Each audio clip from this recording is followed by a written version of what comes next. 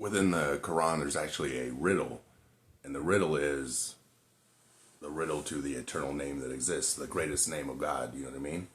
And the riddle is the 99 names of God. It's 100 minus one. There's one name that seems to be missing from the 99 names, but the truth is it's there, and we just can't see it with our eyes. We can't speak it with our mouths because it existed. This eternal name existed before written human words existed, so it cannot be written with a human word, and existed before human mouths existed, so it cannot be spoken with human mouths. You know what I'm saying? And the truth is, I'm saying it right now. I say it a lot. And nobody can ever hear me say it. And that's why one of the things they say is only prophets can say the name. I'm not a prophet. I don't believe that stuff.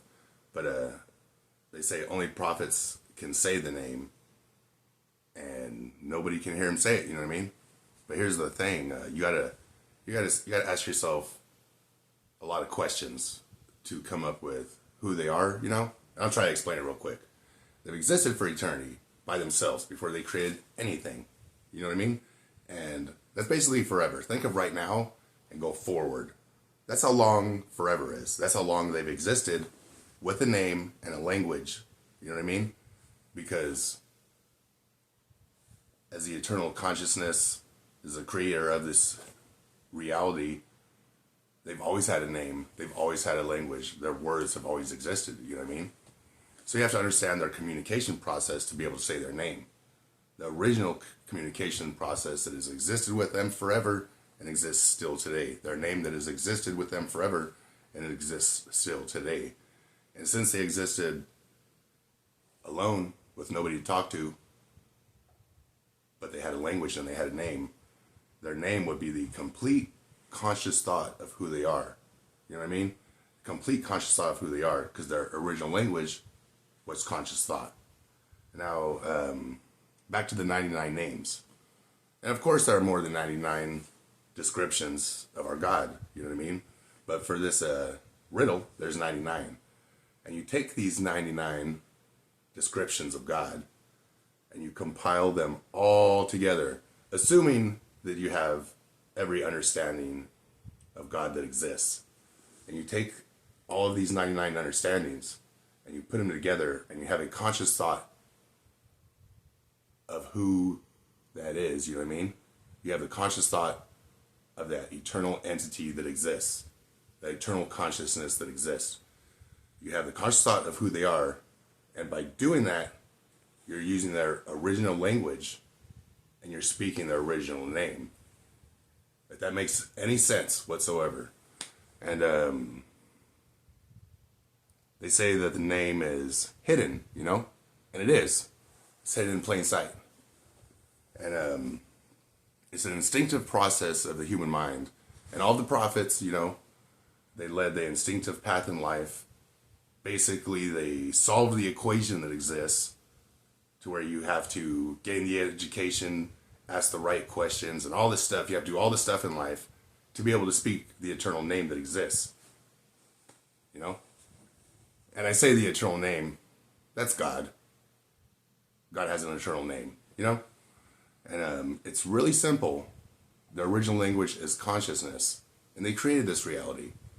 And everything in this reality has a conscious understanding in it. And we observe their creation with our mind that they also created. We gain a conscious understanding. And it's like reading from a book that they wrote. You know what I mean?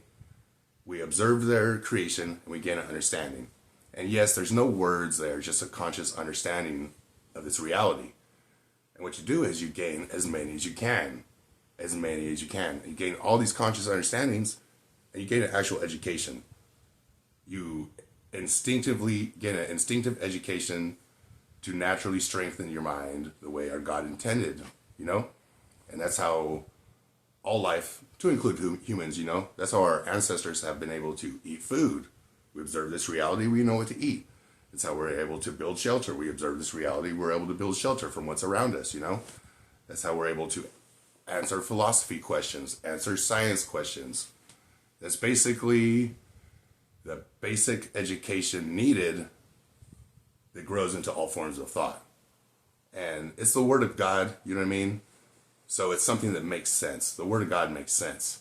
And if you look back to the history of the Quran, it all starts with Adam. First prophet, Adam, countless other prophets, Abraham, Moses wrote the Torah, then the Bible, and then the Quran. You know what I mean? And the thing is, the Quran was written for a reason. It's because the other books were warped. They didn't make sense, and the Word of God makes sense. So Muhammad, when he would go through these books, look at these books, he understood that they didn't make sense. You know what I mean? So they weren't the Word of God because the Word of God makes sense. That just makes sense. Anyways, effort was placed to store the Quran in time to prevent this from happening. So it was written the same way and spoken the same way. Until now, 1450 years have gone by, you know? But the thing is, even though effort was made to preserve the Quran, which I believe the Quran is not the Word of God, but I do believe it is a message from God. Same but different. The Word of God is eternal. A message from God can become warped over time. And let me explain. Every generation of humans alters the definition of a few words. We see it, I see it in my language, I'm sure, and I'm sure you see it in your language. It's as simple as an old man looking to his grandkids and asking, what does that mean? What does that word you just said mean, you know? And that's something that happens with humans. So when we store a message from God in a book, in time, that message gets warped. It's something that Muhammad discovered, and now that 1450 years have gone by, and even though effort was made, it still happened. It's something that still occurred.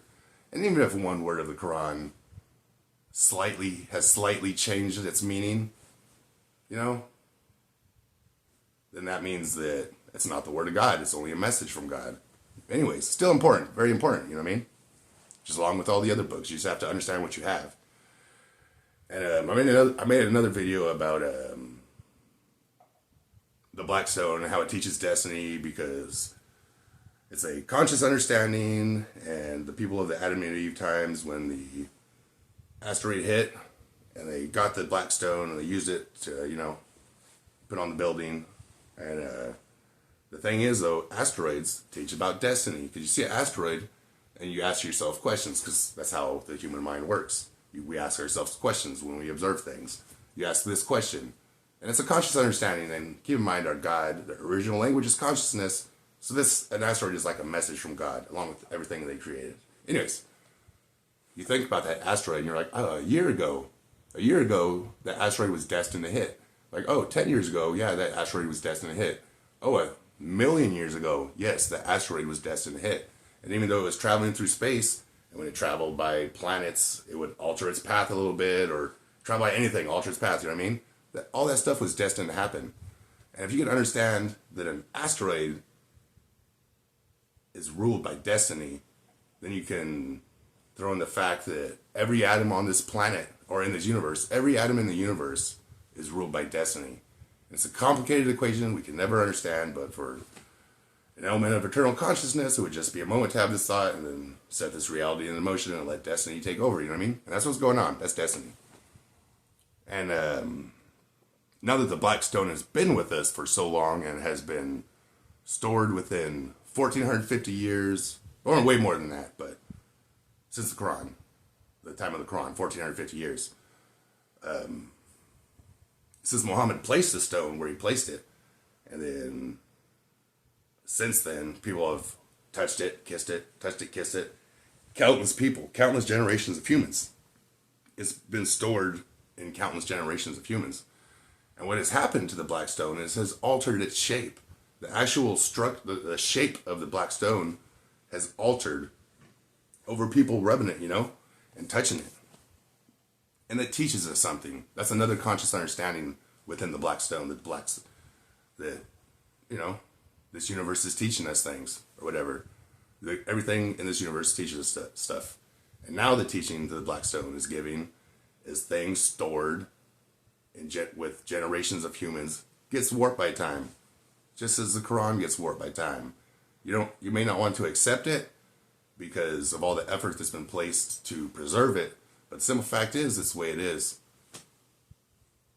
But a lot of the things still make sense. And the way you do it is you gain all the understandings in this reality that God placed in it, gain all these understandings to strengthen your mind. And you read the Quran. And if you come to a word that seems out of place, you can ask yourself the question, did this word change the definition of this word changed? Because I feel like the definition of this word changed because this part doesn't make sense. Now, I do understand with the Quran, a lot of it is based on logic. That's one of the, I'd say, the most beautiful things about the Quran is it's based in logic. So I'm offering logic to explain why the Quran is warped by time. It's just the way it is. It's just the way it is, And the truth is what's most important, not winning anything. Winning is not important, and being right is not important. The truth is important, So all the stuff I'm saying, if you don't understand what I'm saying, don't believe it, or whatever. Anyways, that's how you say the greatest name that exists, the only eternal name that exists. And it's a path in life. Wrote this book, 7 Spiritual Equations. And now, this just highlights the instinctive path of the human mind, that where you can observe and understand and strengthen your mind and gain divine wisdom and answer questions yourself or whatever. And I wrote our Bible right here for this one. You could write, I should have wrote God's words or something like that, but you could write our Quran, that'd be this for your language, like my language, living here in America, growing up Christian. I was told that a Bible is the word of God, so I wrote our Bible, because in my head, I'm like, oh, that's the word of God, so I wrote that, but in your language, the Quran's the word of God, so you write that, In any case, that's how you say the eternal name. And I also wrote this book. This goes along with it, too. I wrote this book, too. It goes along with it, too. But, yeah, that's how you say the eternal name that exists. I think it's pretty dope. Oh, here's another one. Because meditation is important too, so you have to, it's basically, you ignore your senses to access your mind, and it's simple. When your brain isn't processing your visual stimuli and other senses, it can divert that power to your mind for thinking. Now, here's a vision map. Bloop. And here's how it works. I look here, and I put this in the blind spot for this eye, and this in the blind spot for this eye. These are the eyes. It's looking here, and then you put your finger here or whatever. But I put my finger, this one's in the blind spot, I can't see it, and I close this eye, and this one I can't see it, I close this eye, I can't see that one. And I go like this, bam, and they're both gone, I can't see them because they disappeared. And it teaches, an aspect of visual stimuli and how it's absorbed or whatever. But it also shows the vision map that's on a cross, you know what I mean? Which basically means the cross has a vision map on it, which affects the mind and the vision, altering the way of thought or whatever. And I purposely, as you can tell, I did not draw a cross on here. I just wrote the vision map contained on a cross, because a lot of people wouldn't buy this if I wrote a cross on it. I understand that. In any case, that's it. That's how you say the eternal name. It's a path in life that you must follow. It took me 42 years, so I'm not saying you're going to be able to say it tomorrow or today. Maybe you can. Maybe, I don't know where you are in life and what you understand and what you don't understand. It depends on where you're at in life. It may take you 10 years. Maybe it'll take you 50 years. Maybe it'll take you a year longer than you'll live, but it's a path that I think everybody should follow. Now, my main reasoning behind the sharing the path in life that leads to being able to say the eternal name, my main reasoning is this world's jacked up. It really is. And I could sit here and try to explain how to fix everything and what people should do and all this bunk stuff, but then I'll be dead. And the definitions of words of what I wrote down will change, and, things will be messed up again. But if everybody can say the eternal name, or at least a lot of people can say the eternal name, then those people will have gained the education our God put on this planet. They will have a ridiculous amount of understandings available on this planet. And because of this, they'll be a good person. They won't be a piece of shit, Anybody who can say the name is not a piece of shit because they understand a lot of things. In any case, that's how to fix the planet. And once everybody can say the name, you know, the definition of a prophet would be different, because why do you need to share the message, God's message, to the people around you when they're doing the same thing? You know what I'm saying? You know what I'm saying? So Muhammad really would be the last prophet in the line of Abraham. In any case, that's it.